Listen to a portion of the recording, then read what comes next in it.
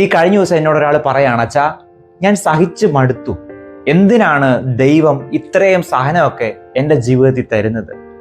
എനിക്കിനി പറ്റത്തില്ല അച്ഛാ.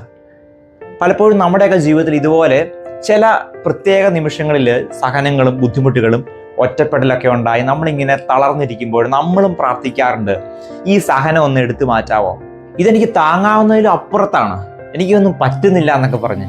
ഇന്നത്തെ സുവിശേഷത്തില് മനുഷ്യരെ പോലെ പ്രാർത്ഥിക്കുന്ന ഒരു ദൈവത്തെയാണ് നമ്മൾ കാണുക.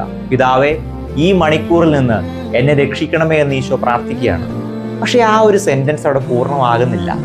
ഈശോയുടെ പ്രാർത്ഥന അപ്പോൾ തന്നെ ഈശോ തിരുത്തി കുറച്ചും കൂടി പറയുന്നുണ്ട്, അല്ല, ഈ മണിക്കൂറിലേക്കാണല്ലോ ഞാൻ വന്നിരിക്കുന്നത് എന്നുള്ളത്. അതെ, പലപ്പോഴും നമ്മുടെയൊക്കെ പ്രാർത്ഥന ഈ പകുതിയിൽ വെച്ച് നിന്നു പോവുകയാണ്.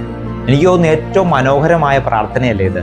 ഈശോ പ്രാർത്ഥിച്ചതുപോലെ നമ്മുടെ സങ്കടങ്ങളിലും ബുദ്ധിമുട്ടുകളിലും ഒക്കെ ദൈവത്തിന്റെ ഹിതം തിരിച്ചറിയാൻ നമുക്ക് സാധിച്ചാല് നമുക്കും പ്രാർത്ഥിക്കാൻ പറ്റും. ഈശോ പ്രാർത്ഥിച്ചതുപോലെ, ഇത് ഞാൻ ഏറ്റെടുക്കേണ്ടതാണ്, ഇതിലൂടെ ഞാൻ കടന്നു പോകേണ്ടതാണ്, ഇത് ദൈവത്തിന്റെ ഹിതമാണ്, ഇത് ദൈവത്തിന്റെ ഹിതമാണ് എന്ന് തിരിച്ചറിയുമ്പോഴേ നമുക്ക് ഈ സഹനത്തെയൊക്കെ സ്നേഹത്തോടെ നന്ദി പറഞ്ഞുകൊണ്ട് സ്വീകരിക്കാൻ പറ്റത്തുള്ളൂ.